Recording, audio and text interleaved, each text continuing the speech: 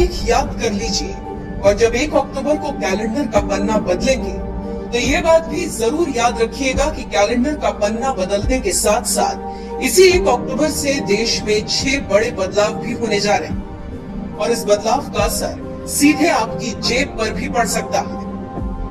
ऐसे में ये 6 बड़े बदलाव क्या है, देखिए हमारी ये खास रिपोर्ट।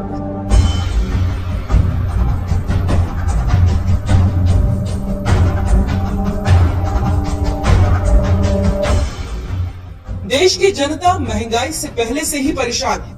हालांकि अब आने वाला अक्टूबर का महीना जनता की जेब पर पड़ने वाले बोझ को कम करने वाला साबित हो सकता है, क्योंकि आने वाले महीने में होने वाले 6 बदलाव के तहत गैस सिलेंडर के दाम भी घटने की संभावनाएं जताई जा रही हैं। हालांकि इन 6 बदलावों में एक बदलाव ऐसा भी है जिससे इनकम टैक्स भरने वालों को जरूर झटका लग सकता है। इनकम टैक्स देने वालों को झटका। 1 अक्टूबर से इनकम टैक्स का भुगतान करने वाले अटल पेंशन योजना का लाभ नहीं ले सकेंगे। मौजूदा नियम के मुताबिक 18 साल से 40 साल तक की उम्र का कोई भी भारतीय नागरिक सरकार की इस पेंशन योजना से जुड़ सकता है, भले ही वो इनकम टैक्स भरता हो या नहीं। इस योजना के तहत हर महीने 5,000 रुपए तक की मासिक पेंशन दी जाती है, लेकिन इनकम टैक्स देने वाले अब इस स्कीम के दायरे से बाहर हो जाएंगे। Tokenization system. 1 अक्टूबर से कार्ड पेमेंट के लिए टोकनाइजेशन सिस्टम लागू हो जाएगा। इसके लागू होने के बाद मर्चेंट, पेमेंट एग्रीगेटर और पेमेंट गेटवे ग्राहकों की कार्ड से जुड़ी जानकारी को स्टोर नहीं कर सकेंगे। टोकनाइजेशन सिस्टम लागू करने का उद्देश्य ऑनलाइन बैंकिंग फ्रॉड को रोकना है। और हाँ, टोकनाइजेशन अनिवार्य नहीं है, लेकिन ये एक ही वेबसाइट या ऐप से बार बार खरीदारी को आसान बनाता है। सिलेंडर हो सकता है सस्ता। हर महीने की 1 तारीख को एलपीजी गैस सिलेंडर की कीमतों की समीक्षा की जाती है।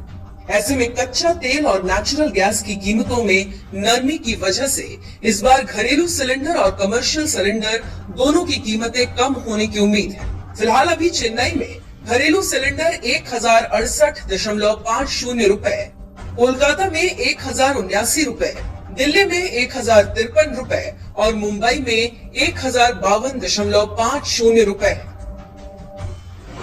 नई ब्याज दरों का ऐलान संभव।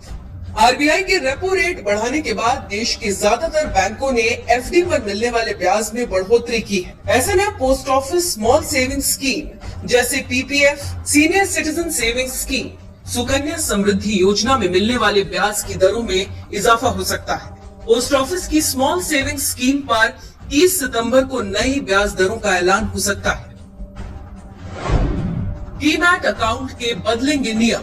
डीमैट अकाउंट होल्डर्स को 30 सितंबर 2022 तक 2 फैक्टर ऑथेंटिकेशन पूरा करना है। इसके बाद ही आप अपने डीमैट अकाउंट में लॉगिन कर पाएंगे। अगर आप ऐसा नहीं करते हैं तो 1 अक्टूबर से आप डीमैट अकाउंट लॉगिन नहीं कर सकेंगे। मेंबर्स को अपनी डीमैट अकाउंट में लॉगिन करने के लिए एक ऑथेंटिकेशन फैक्टर के रूप में बायोमेट्रिक ऑथेंटिकेशन का इस्तेमाल करना होगा। दूसरा ऑथेंटिकेशन एक नॉलेज फैक्टर हो सकता है। ये पासवर्ड, पिन या कोई पोजीशन फैक्टर हो सकता है जिसकी जानकारी सिर्फ यूजर को होती है। म्यूचुअल फंड वाले जरा ध्यान दें। 1 अक्टूबर या उसके बाद म्यूचुअल फंड में निवेश करने वाले लोगों के लिए नॉमिनेशन डिटेल देना जरूरी होगा। ऐसा नहीं करने वाले निवेशकों को एक डिक्लेरेशन भरना होगा जिसमें नॉमिनेशन की सुविधा नहीं लेने की घोषणा करनी होगी। एसेट मैनेजमेंट कंपनियों को निवेशक की जरूरतों के मुताबिक फिजिकल या ऑनलाइन मोड में नॉमिनेशन फॉर्म या डिक्लेरेशन फॉर्म का विकल्प देना होगा। फिजिकल विकल्प के तहत फॉर्म में निवेशक के सिग्नेचर होंगे, जबकि ऑनलाइन फॉर्म में निवेशक ई साइन फैसिलिटी का इस्तेमाल कर पाएंगे। ये रहे 6 बड़े बदलाव जो आपके कैलेंडर के पन्ने बदलने के साथ ही 1 अक्टूबर से होने वाले हैं, जिसका असर सिर्फ एक तबके पर नहीं बल्कि अमीर और गरीब दोनों तबके पर पड़ने वाला है। क्योंकि इनकम टैक्स वालों को जहां अटल पेंशन योजना से बाहर कर दिया गया, तो वहीं घरेलू सिलेंडर के दाम कम होने की भी उम्मीद है।